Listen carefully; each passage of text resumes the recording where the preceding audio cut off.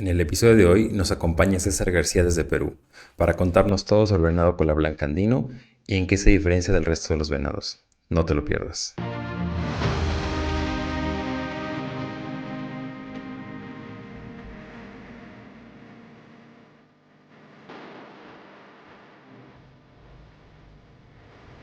Hola a todos, bienvenidos a este nuevo episodio, un episodio especial por el invitado, por el tema y por varios hitos importantes en este proyecto. Es el primer invitado internacional que tenemos. Nos acompaña César García desde Perú. Bienvenido, César. Voy a dar un poquito de contexto bueno, César me tocó conocerlo en una cacería, que la verdad es que pues fue realmente una casualidad. Les doy un poquito también de quién es César. Bueno, César es profesional de caza en África, en Perú. También por ahí vi que es taxidermista, tiene ahí una especialidad en taxidermia.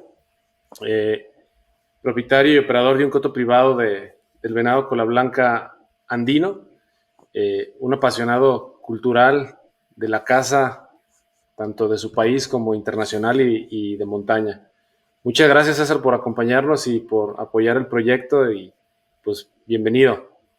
No, gracias a ti, Jorge, gracias, Yaret.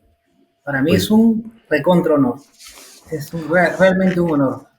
como dijo Jorge, pues el honor es nuestro porque cuando empezamos este proyecto, pues yo creo que jamás pensamos en que nos iban a escuchar fuera de México y gratamente hemos visto que hemos atravesado ciertas fronteras y nos da mucho gusto compartir la casa en México y que vean un poquito de lo que hacemos aquí, nosotros aprender un poquito de lo que ustedes hacen por allá y es un honor tenerte aquí, de verdad. Muchas gracias por estar aquí con nosotros y un saludo a todos nuestros amigos de Latinoamérica y España que nos escuchan por ahí también y Estados Unidos también.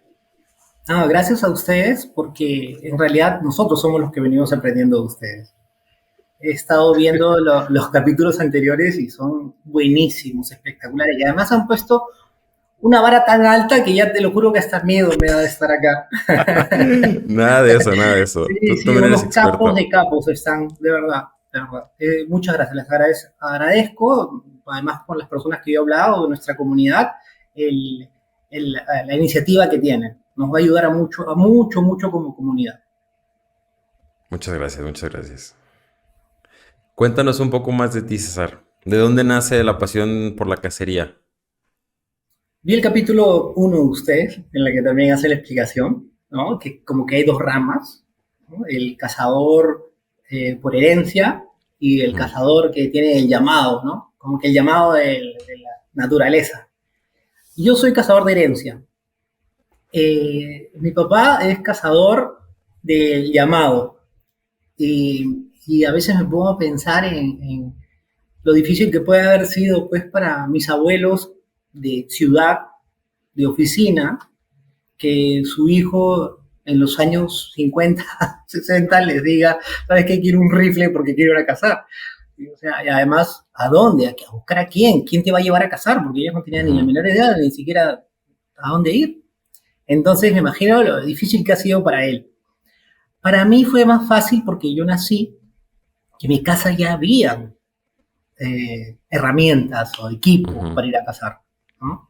Es más, siempre me gustó, sin embargo, una época de mi vida en la que tal vez empiezas a distraer por la universidad, cosas y desapareces de la cacería, pero te das cuenta de que el momento en que quieres volteas y tu papá está yendo todos los fines de semana. Entonces simplemente te subes con él y estás otra vez en la rueda, ¿no? Entonces es mucho, pero mucho más fácil para nosotros los cazadores por herencia que para los que sienten el llamado de la naturaleza, ¿no? Yo lo hago porque mi papá cazaba, o caza hasta ahora. Excelente, excelente. No, Ujú. y además en esos tiempos, pues no había la información que hay ahorita. O sea, esos iban de cacería mandando cartas y así de que a ver si te Sí, recibían. Y mis respetos, porque esos sí eran verdadera gente que le apasionaba la aventura y se iban a lo desconocido sin saber nada. O sea, no había videos, no había nada. sí, sí, claro. Además, imagínate el desconocimiento cultural en ese momento de dos personas que tienen un hijo que les dice que quiere un rifle y lo que hacen es le compran una bicicleta y el tipo hizo un berrinche, dijo a la bicicleta, la tiró y dijo yo quiero el rifle. Y bueno, ahí está, sigue cazando hasta ahora. Estaría interesante platicar con tu papá también. Sí. Oye, César, ¿y cómo consideras tú que es la cultura cinegética o la cultura de la caza dentro de Perú respecto a los otros lugares que has ido? ¿Está desarrollada? ¿No está desarrollada? ¿Está en pro de seguir desarrollando? ¿Cómo está el entorno ahorita? Lo que pasa es que si nos comparamos, tenemos unos 200 años atrás. Sí. Perú tiene un contexto cultural bastante diferente a los demás países que podrían haber desarrollado su cacería. Nosotros tuvimos casi 20 años de terrorismo muy fuerte. Y el terrorismo principalmente estuvo en las zonas rurales, principalmente en la cordillera de los Andes, ¿no? Entonces era muy peligroso ir a cazar en esa época. Porque imagínate, cazadores tenían justo lo que ellos necesitaban, armamento, ¿no? Municiones y armamento. Entonces éramos presa fácil del terrorismo. Fue una época muy dura para el país porque además eh, bloqueaban carreteras, además eran las restricciones no solamente por los riesgos que podías tener, sino además militarmente, ¿no? O sea, el control militar, policial, para la restricción de armas y todo. Entonces, nos dejó una brecha muy grande en el desarrollo de la caza, muy, muy grande. Tanto así que hemos perdido hasta generaciones de cazadores. Porque el que era cazador, lo último que quería en su vida es que su hijo sea cazador, porque el tipo iba a tener que salir en la madrugada por las montañas con armas a ir a cazar y con el riesgo altísimo de que le pudiese pasar algo, ¿no? Entonces, muchos migraron a la pesca y a otras actividades. Principalmente creo que es eso. Eso nos atrasó mucho. Después, al ser un país amazónico, nosotros somos casi 70% de nuestro territorio es amazónico. A veces uno, cuando tiene la imagen de Perú, es los Andes, ¿no? Cusco, Machu Picchu, pero somos un país amazónico. Entonces, consideremos que la cultura cinegética o la cultura de caza en la Amazonía es muy, pero muy grande. Todos los días se caza, todos los días se obtienen piezas porque es el sustento principal de la proteína. Porque todavía tenemos gente que vive con una relación, un vínculo muy fuerte con la Ujú. selva, ¿no? Además de que incluso tenemos hasta tribus no contactadas. Entonces, tenemos la selva amazónica, que además, por un tema de competencias, está prohibido cazar. Todo lo que pertenece a la selva está prohibido la caza deportiva. Está permitida la Ok. caza de subsistencia, pero la deportiva no, porque considera el Estado que es una competencia no justa, ¿no? Yo lo veo de manera diferente, creo que podría ser una oportunidad, al contrario, ¿no? Ujú. Poder conseguir eh, personas que pagasen por hacer lo que realizan estas personas nativas. Además, el nativo quedaría incluso con la proteína y tendría un retorno económico importantísimo. Pero bueno, eso todavía le falta mucho a Perú. Entonces, el desarrollo de la cacería en el Perú principalmente es en la costa.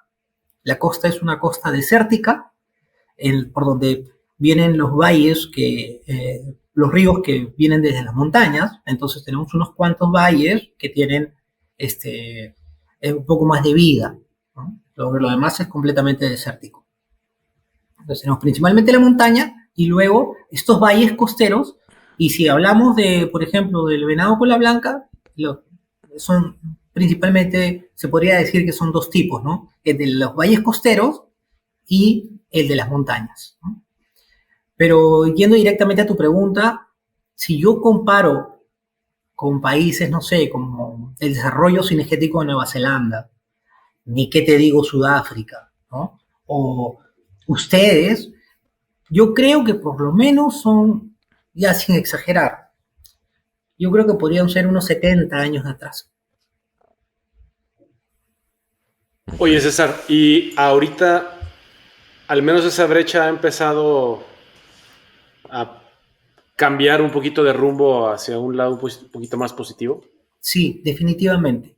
Definitivamente por los accesos y estos, como el de ustedes, ¿no? Uh-huh. De que la gente Qué tiene el bueno. acceso y que puede revisar qué es lo que pasa en otros países o qué pasa en el mundo, ¿no? Definitivamente está Interesante. cambiando. Hay todavía algunas restricciones porque tenemos mucha presión de ONGs al ser un país amazónico y, ¿no?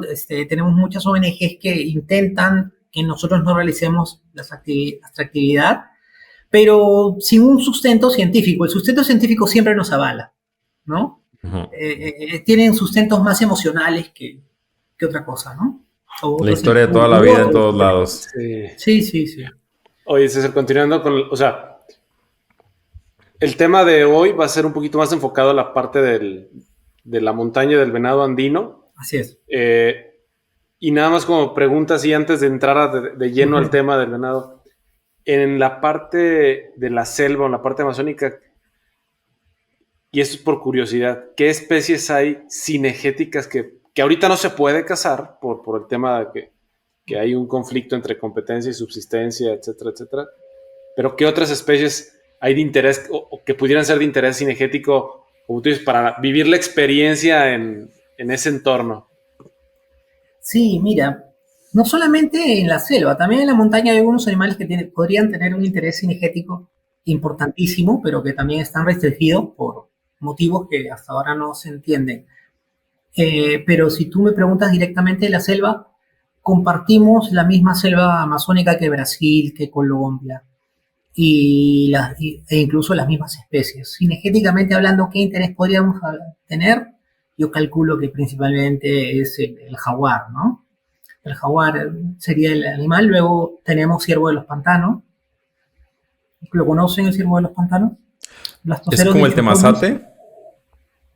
Es un cérvido, pero de aproximadamente, yo creo que llega a pesar 100 kilos. No, entonces Sí, no es el temazate, sí. entonces. No. Es un ciervo, ya, tanto así que ni siquiera se le considera como venado, sino ya como un ciervo, ¿no? Ciervo. Ok. Sí, sí, Blastoceros dichotomos es el nombre científico. Y Y en luego están los tapires, ¿no? Que tenemos el tapir de Ujú. montaña, diferentes, tres tipos de tapir. Además, los rocket deers, ¿no? Las Ajá, ese es el mazamas. temazate, ajá. Esos son Sí, los ese es temazotes. ok, es la mazama Sí. americana, la mazama rufina, la mazama chuni. Tenemos tres tipos y la mazama. Tenemos o sea, cuatro tienen tipos de... 4. Y tenemos después el de la montaña. Tenemos el pudú y el pudú mefistófeles. Ah, el Que son pudú, el chiquitito. pequeñitos. Sí, Ajá.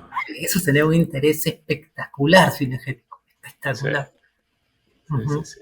Y Y en la después, montaña, en la montaña tenemos una especie emblemática, maravillosa, que parece como llama, ¿no? Que está medio rara ahí. que podría ser un reto genial y que además está enlistada en la categoría de falta de información. O sea, que no es que o sea, su vulnerabilidad es por falta de información. En el año 75, cuando se creó la lista roja de especies,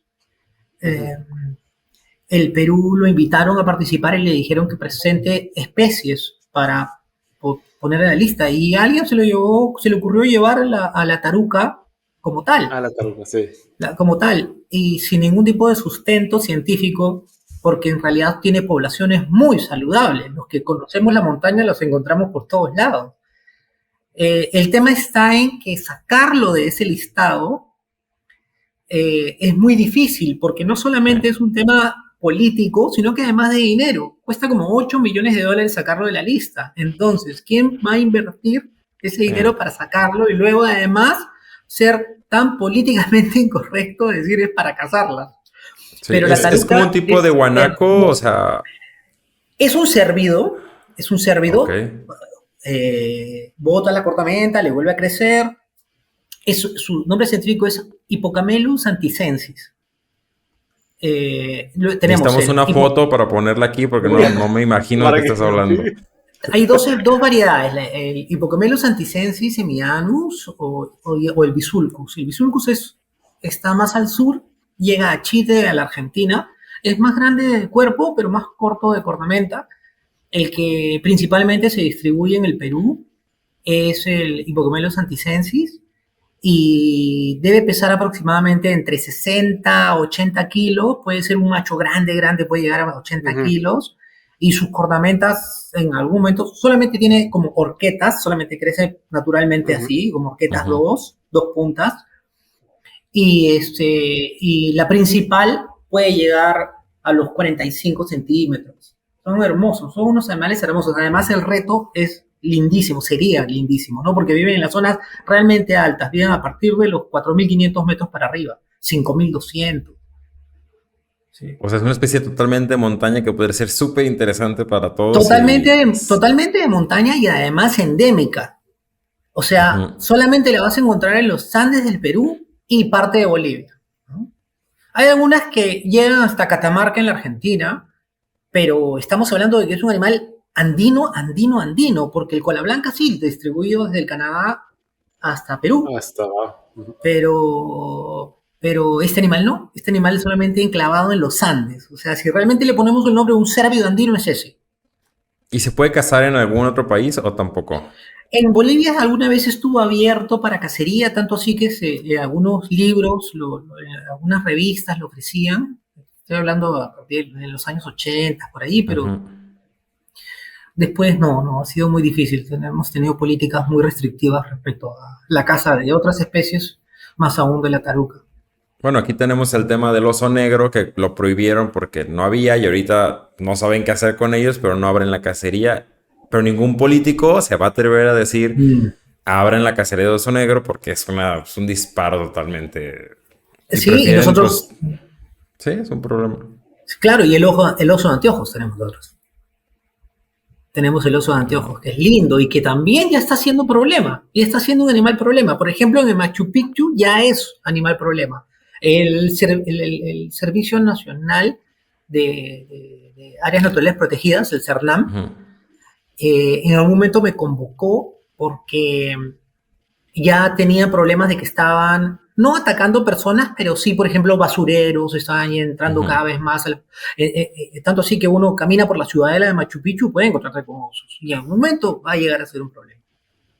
Sí, Sí, le definitivamente. van perdiendo el miedo al ser humano, se dan cuenta que humano igual a comida y es donde empiezan los Así es, problemas, sí. así es, así es. Oye, César, pues qué interesante todo toda la biodiversidad que tienen ahí en Perú y ahorita estos 15 minutos que tenemos ya nos explicaste qué hay en la selva y probablemente hay muchas especies que pudieran ser cinegéticamente muy atractivas. Ojalá y que pronto retome ese rumbo y pudiera ser un atractivo turístico para Perú. Pero ya entrando en tema, platícanos Sí, del venado andino. sí, sí, sí. Sí, yo creo que pasito a pasito. Vamos ganando batallas cortas, pequeñas. El cola blanca, que está distribuido por todo el país, casi nos los prohíben. O sea, imagínate, vamos a ganar bien esa batalla primero y después la demás. Ok, para empezar con el cola blanca, para darle contexto a la- a cómo se maneja el cola blanca en el Perú, a la hora que hacías la presentación, presentabas como propietario de un coto de caza. En el Perú no existe eso. Las tierras, Ujú. después de una reforma agraria en los años 70, a través de un gobierno militar de izquierda, eh, las tierras se repartieron, o sea, se redistribuyeron. Dejaron de haber latifundios o grandes Ujú. propiedades y las tierras fueron repartidas a los pobladores locales. Entonces, y luego después de ahí se generaron las comunidades nativas. Las comunidades nativas se registraron y son las propietarias de las tierras en el Perú. Entonces, debido a eso, es imposible o muy difícil poder decir, ok, voy a comprar tantas hectáreas para hacer un coto. No hay quien te pueda vender tantas hectáreas, no existe, menos en las zonas altoandinas, porque todas le pertenecen a las comunidades nativas. Entonces lo que tú haces son acuerdos. Sí, Lo es como aquí los que... ejidos. Es muy parecido. Aquí tenemos la figura de ejido, Sí. donde se repartió la tierra entre cierta cantidad de agricultores y Ujú. son parcelas pequeñas para subsistencia. Realmente no hay extensiones tan Claro, grandes. claro, no sé si es igual, pero acá, por ejemplo, las comunidades nativas no pueden vender las tierras, porque tampoco les pertenece, ellos tienen el derecho del uso. Sí, igual acá el ejido, puedes tener como el derecho y vendes el derecho a tenerlo, pero el ejido es el dueño siempre. Sí, Correcto, correcto. sí, es muy Entonces, parecido. lo que yo tengo con estas comunidades específicas, específicamente, es acuerdos sobre los derechos de casa. Ok, ¿No? Tengo acuerdos sobre los derechos de casa que son renovables porque las autoridades de esas comunidades se renuevan cada ciertos años. ok. Ujú. Es similar, acá también hay lugares donde existen ese tipo de acuerdos donde el uso o la casa es la única parte del derecho que te ceden y la propiedad pues sigue siendo o de la propiedad privada o de la propiedad de la comunidad o del ejido, etcétera, etcétera, ¿no? Claro, mira, y por ejemplo, en el Perú, para que tengan una idea más clara de cómo se desarrolla la casa en el Perú. En el Perú, históricamente, solamente ha existido un solo coto de casa. Un solo coto de casa. El cual queda, además, es en la zona eh, noroeste del Perú, es en la costa, es para el venado de costa. Estamos hablando de... Ahora les explico un poco sobre las diferentes Ujú. especies cuáles son sus pisos ecológicos. No te preocupes, aquí hay tiempo, César, podemos irnos. Ok. Pero entonces, solamente un coto de caza que lo maneja un club de cazadores y además tienen bastantes restricciones en relación a la venta de cintillos, ¿no? Porque ya entre ellos mismos ocupan la cuota que les da el Estado, porque además Ujú. el coto le pertenece al Estado y ellos lo administran, ¿no? Lo hacen bastante bien, han hecho un muy buen trabajo por muchos años eh, y tiene una buena gestión. Es un venado, como les digo, diferente al de montaña. Entonces, con esto tiene una idea más o menos de cómo es que se ha manejado la caza en el Perú. Estamos hablando de un solo coto de caza, significa que los cazadores hemos cazado siempre en free range. Además, ese coto ni siquiera tiene cercas. Ok. No existe una sola cerca en el Perú para cazar nada. Todo O es free sea, range. no hay ranchos exóticos, no hay nada. O sea, simplemente No, lo que hay y además, ya. sí, además siempre estuvo prohibido la introducción de animales Ok. exóticos. Entonces no hay animales exóticos, ni siquiera el cochino, el marrano, ni siquiera el jabalí, ni siquiera existió. Lo que está llegando poco es un poco la liebre europea que viene a través de Argentina, Chile, ha pasado un poco el sur de Perú, pero no por un tema cinegético, no por un tema de caza. ¿Y ¿Ciervos cómo rojos han no han obtenido cruzado a entonces? Perú? Perdón. Mira, Ciervo Rojo hubo una familia en el norte del Perú, es una familia con ascendencia alemana que tuvieron antes de la reforma agraria, que tuvieron una iniciativa y trajeron ciervo rojo y ciervos dama. Pero no dan, porque estamos muy pegados al trópico, somos muy pegados Mm, al Ecuador. Entonces, ¿qué sucede? El celo es muy corto para los animales. Es lo que supuestamente sucedió. El celo tiene ujú, muy poco golpe de frío. El celo en los ciervos es con el golpe de frío. Entonces era muy corto, la brama era muy corta. ujú. No le fue bien. Ok. No alcanzaba a reproducirse y hacer todo No, su... exactamente, todo el ciclo biológico. Felizmente que pasó eso. Felizmente, porque eh, creo que hubiese sido una competencia muy grande para los nativos, para los animales nativos. Oye, César, ¿y cómo es que como peruano entonces obtienes los cintillos o los permisos, siendo solo un solo coto de caza, vamos a decir, privado? ¿Acudían a esas comunidades que los tramitaban o cómo empezó toda esa gestión para poder cazar? Sí, mira, no quiero no quiero tal vez sonar apocalíptico en relación a los porcentajes, pero yo creo que históricamente en el Perú más del 90% de las personas han casado de manera ilegal. No ilegal necesariamente, sino que sin los cintillos. Porque el trámite siempre fue demasiado difícil. Y no solamente difícil, sino que caro, Ujú. muy caro. Y, y tal vez nuestras autoridades evaluaron de que el precio iba en relación a lo que ellos pensaban que era un cazador, ¿no? Entonces creo que pensaban que el cazador era una persona con ciertos, no sé, nivel socioeconómico un poco acomodado, entonces no le iba a costar pagar tantos soles o, bueno, nuestra moneda es el sol, Ujú. o no tanto dinero por un cintillo. Sin embargo, cuando no se analiza culturalmente cómo es un país, antropológicamente lo que significa la cacería en el Perú, o sea, lo tenemos representado en todos nuestros, en la mayoría de nuestros cerámicos, por favor, ¿entiendes? Recontra precolombino. Todas las escenas de cacería hermosas que están en todos los centros arqueológicos que te puedo mencionar de Perú, que tenemos muchísimos.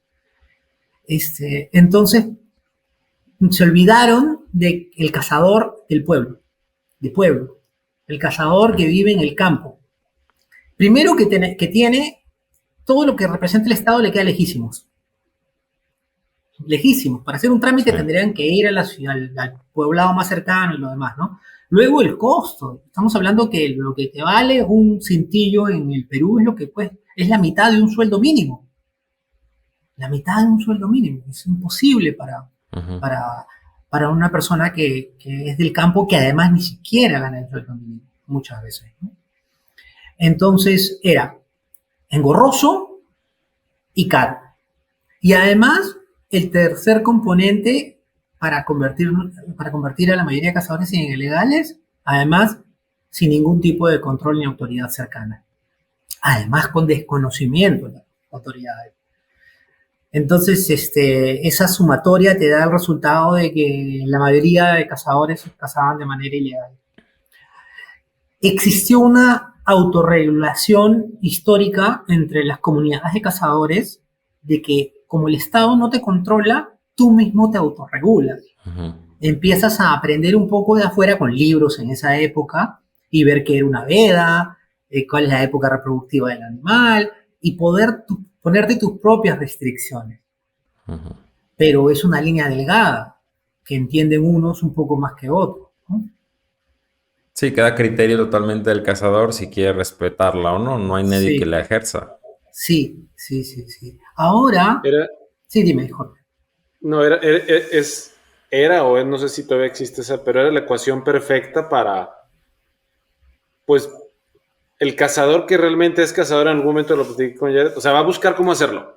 A pesar del dinero, lo tenga o no lo tenga su acceso, si está muy lejos el Estado, si económicamente no llega él, el que realmente es cazador y si es parte de lo que trae impreso en la médula, lo va a hacer, va a buscar Así es. hacerlo.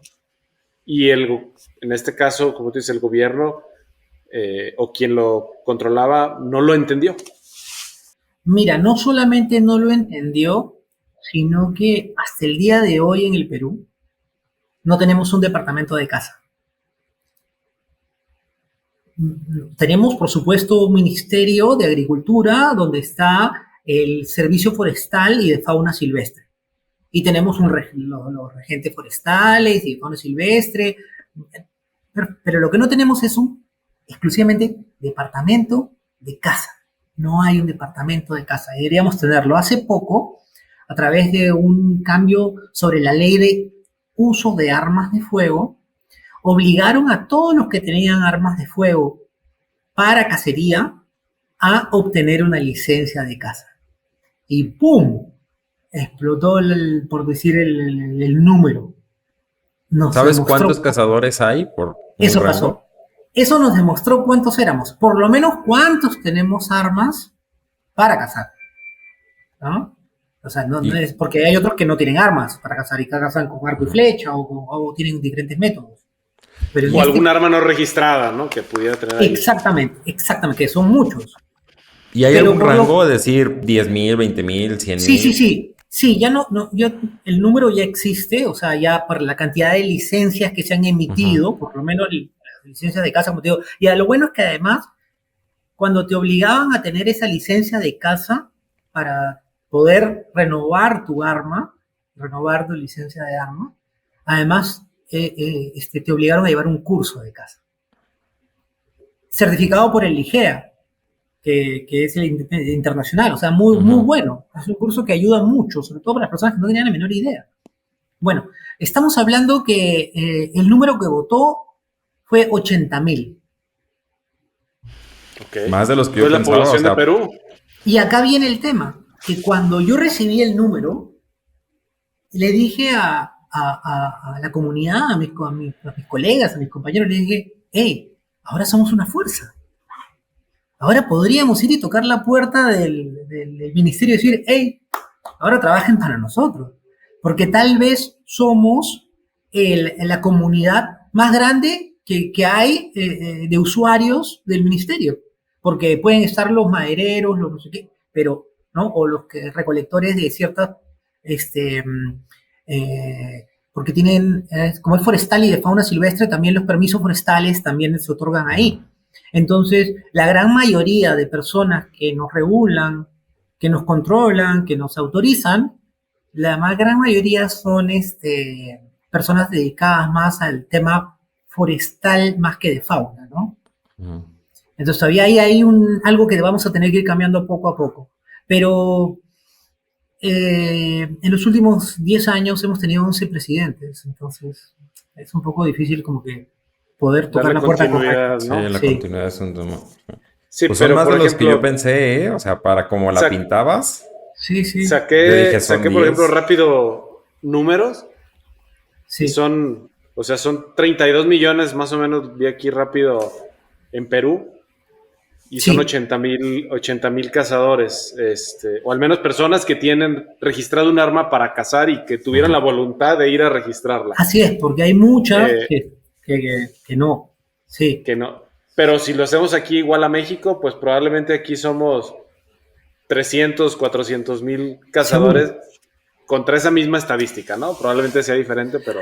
Y hay otro dato importante respecto a eso, es el aporte económico que se ha hecho. Porque Okay. cada licencia tuvo un costo que le pagaste al Estado. Entonces también ahí te da un derecho a reclamar, ¿no? A reclamar qué cosa puedes hacer o qué cosa van a hacer con el aporte que se les ha entregado, ¿no?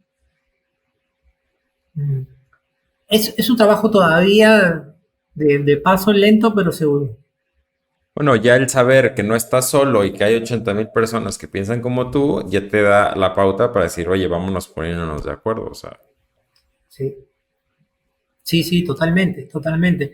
Y mira, Jorge, Yaret, el, para mí fue cuando yo vuelvo al Perú, porque yo empecé,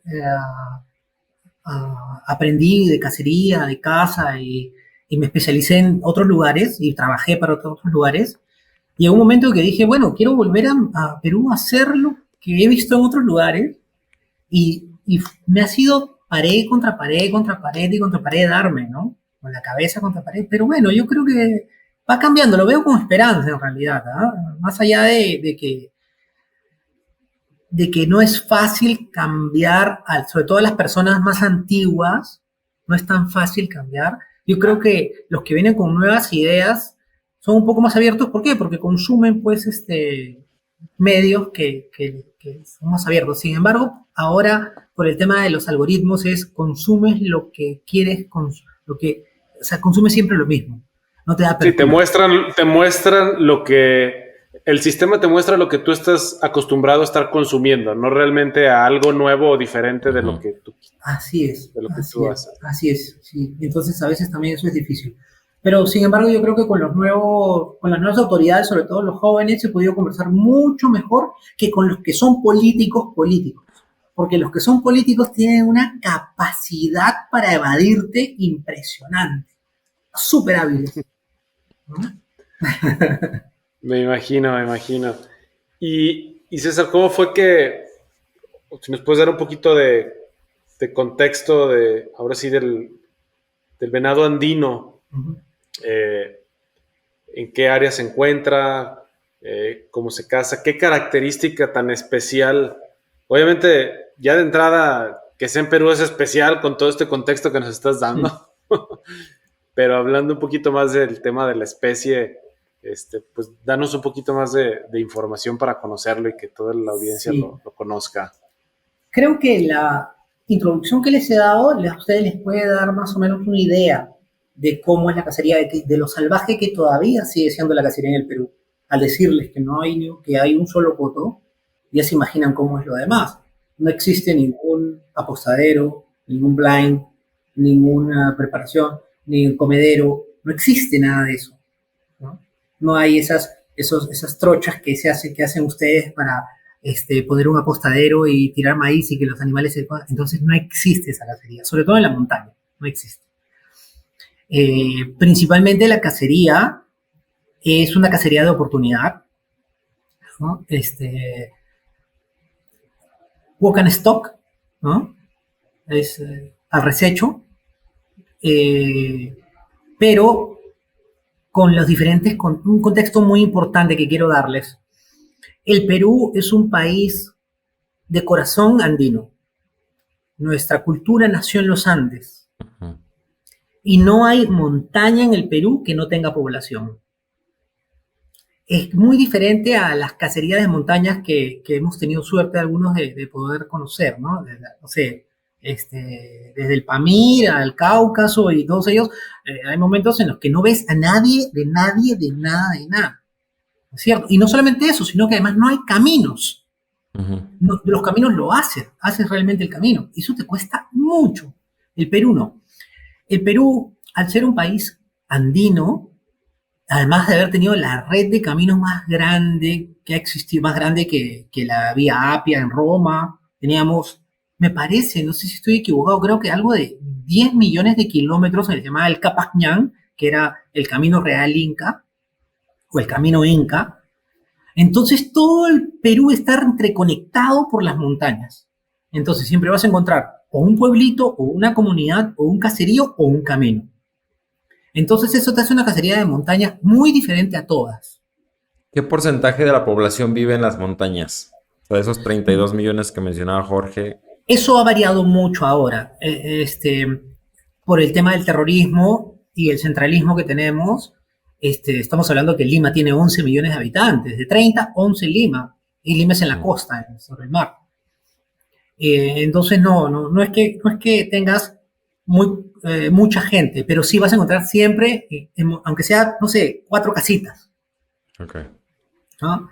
Entonces, ¿por qué te digo que eso cambia mucho la cacería de montaña? ¿O cuál es la diferencia? Que además, históricamente se creó una simbiosis entre el venado cola blanca y los pobladores. El venado cola blanca se acostumbró a que lo cosechen, pero el poblador también se acostumbró a darle de comer, a darle de comer. Sacrifican parte de sus siembras, ¿no? Para Ujú. cosechar ellos la proteína.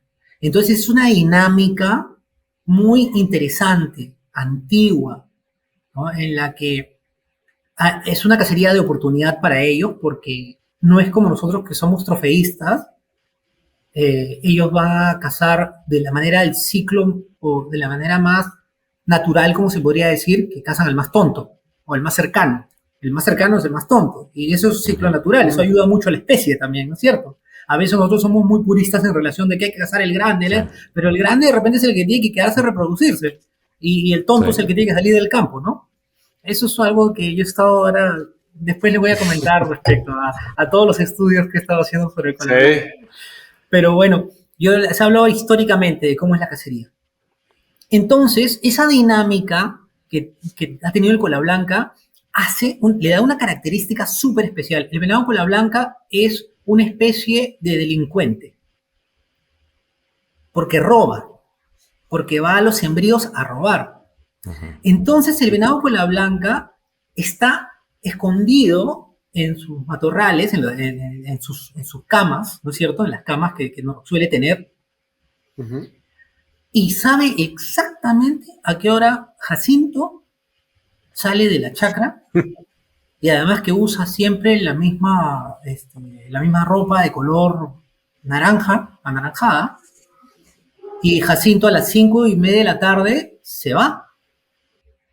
Y entonces, cuando saca la cabeza y ve que no solamente está Jacinto, sino que hay alguien más, ¿y quién es ese que está ahí? Ah, mira, este no lo conozco. La cacería se te puede acabar. Porque está tan acostumbrado él a conocer la rutina de los pobladores, porque roba. Porque cuando lo descubren, el tipo le suelta a los perros o lo espanta de una u otra manera. Porque la agricultura en esas zonas del Perú es de autosostenimiento, o sea, son sembríos muy pequeños para autoconsumo. Entonces realmente les afecta, les hace un daño terrible el venado. Entonces lo que hacen es espantarlo y esa es la dinámica que les cuento. Entonces, si uno no está muy bien preparado, muy bien oculto y entra con el viento bien, es muy difícil de que puedas ver un cola blanca, ¿no? O sea, lo puedes ver, pero no te va a dar el tiro, porque sabe exactamente cuál es el comportamiento del poblador.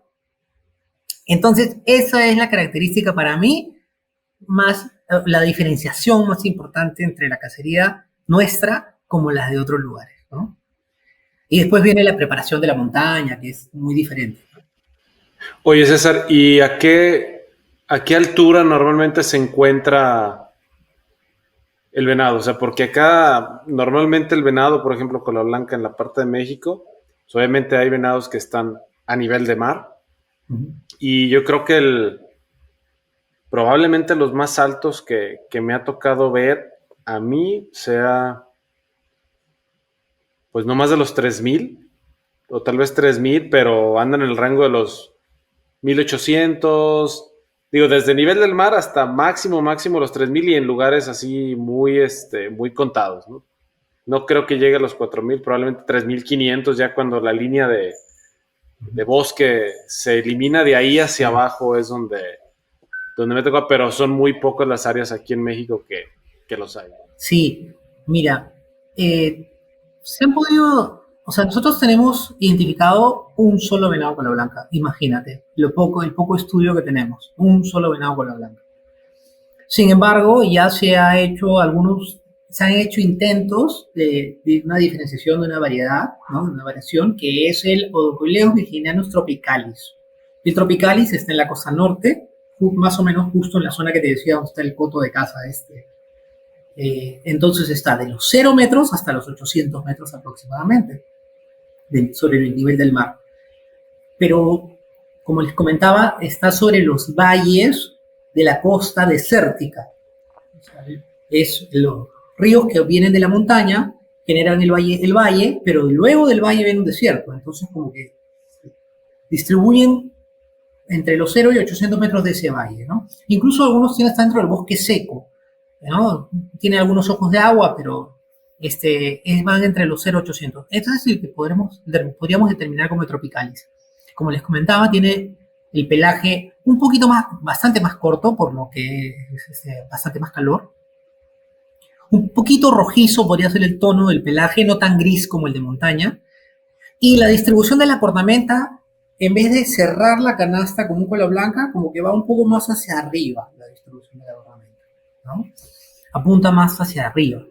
Y luego acá viene una diferenciación que hacemos nosotros los cazadores por un tema de experiencia en el campo, al momento de la cosecha de los animales y algo de taxidermia que he hecho, como bien dijo Jorge, a mí me ha permitido pues hacer como autopsias prácticamente, ¿no? De los animales, ¿no? Haces un análisis de ellos, ¿no? Y podemos identificar que está el Odocoileus virginianus peruvianis, que está desde los 1.800 metros hasta los 3.500, ¿no? Eso sí es directamente en la cordillera de los Andes. Y luego podríamos hablar de uno más que vive en una zona de pajonal. Nosotros le llamamos acá ichu, o es una paja seca, es una paja amarilla, ¿no? Es un animal que no ¿Como le... Es un pastizales? pastizal, pero es un pastizal alto Ajá. andino. Como bien dice Jorge, donde ya Ujú. no crecen arbustos, ¿no? En la altura, Ok. la oxigenación no permite crecer arbustos. Entonces es un animal que vive ahí. Y nosotros le llamamos venado de pajonal o venado de la puna, porque ese piso ecológico se llama puna. Y ese va de los 3.500 hasta los 4.000. Yo he logrado cazar a 4.800 casi.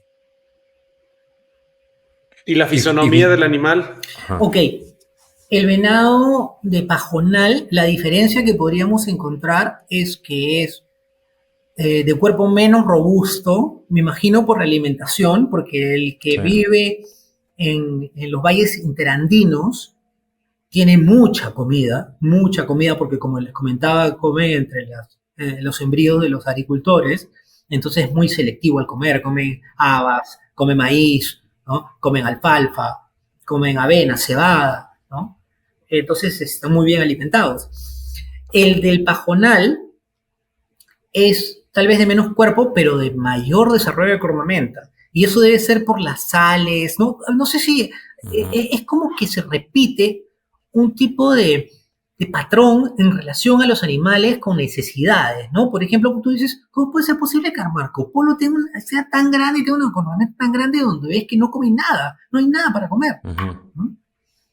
Y los animales que viven en los pastizales no desarrollan tanta cornamenta. Entonces creo que puede ser que se deba a eso.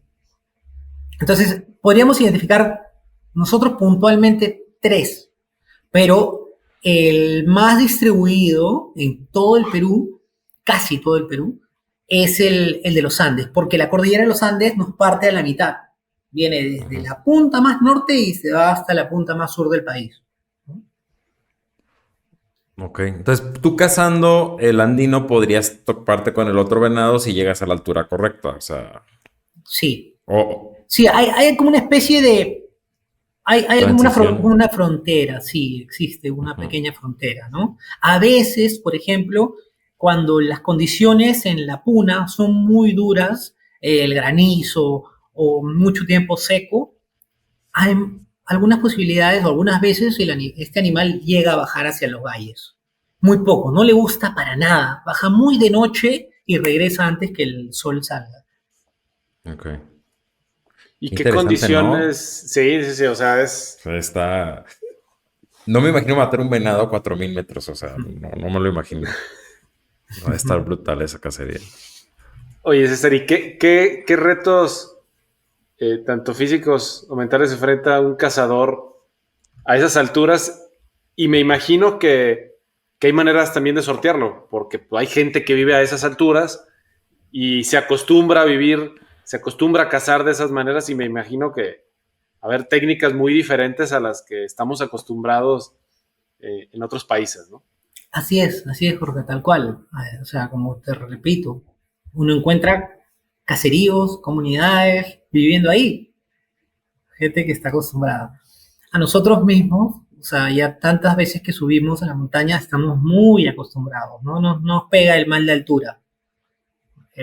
Se siente la diferencia física, es muy importante, sobre todo mientras va subiendo cada 1.000 metros se va sintiendo más, ¿no? Estamos hablando que cuando, o sea, por teoría se dice que cuando estás a 4.000 metros has perdido como que el 40% de tu capacidad de respiración, ¿no? De oxigenación. Entonces, cuando estás a 4.800 estás hablando que casi la mitad de lo que puedes respirar, ¿no? Es importante, se siente la pegada, tanto así que, no sé, Ujú. cada tantos pasos, sobre todo además porque casi todo siempre está subiendo, casi todo es trepada, es montaña. Entonces, cada ciertos pasos tienes que, es aprender a mantener una cadencia entre los pasos y la respiración. Eso es lo más importante, creo yo, es aprender a manejar tu respiración con relación a los pasos. Cuando te sobreexiges en los pasos, o cuando te sobreexiges en respirar y te hiperventilas, también no es bueno. Además, la ley del mínimo esfuerzo hay que hacer. Por ejemplo, los pasos largos en los que tienes que estirar o levantar mucho la pierna y cargar mucho tu peso, los músculos consumen mucho oxígeno Ujú. y eso te quita el oxígeno para que el cual te llega a la cabeza. Entonces, pasos cortos, y todo eso es, como bien dice Jorge, es aprendiendo de los locales. Pasos cortitos te van a llevar lejos.